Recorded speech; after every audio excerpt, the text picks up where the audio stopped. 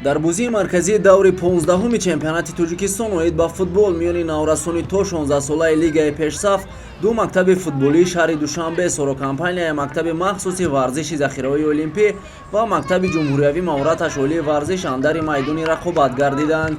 дидори дастаҳо дар варзишгоҳи Спитамени пойтахт сурат гирифт. солҳои гузашта дидори ин ду даста новобаста аз мавқеашон дар ҷадвал ҷолибу диданӣ сурат мегирифт, аммо имсол дастаи сорокампанияи мактаби махсуси варзиши захираои олимпӣ на он дастаи солҳои қаблист. аз 15 бозии маусими ин тим танҳо дар 5 бозӣ пирӯз гардидаасту халос. дар ин дидор низ дастаи сорокампания ки роҳбариашро ҷонибек авазов бар дӯш дорад бо ҳисоби калони 5-0 мағлуб шуд. аз ҳайати дастаи мактаби ҷумҳуриявӣ маҳораташ олии варзиш Зиёвиддин Каримов муаллифи 3 гол шуд. Назрулло Сангалиев ва Абдулло Иброҳимов ба задани 1 голи даст ёфтанд. дастаи ҷумҳуриявӣ маҳораташ олии варзиш пирӯзии 11-уми худро дар Лигаи Пешсаф истиқбол кард.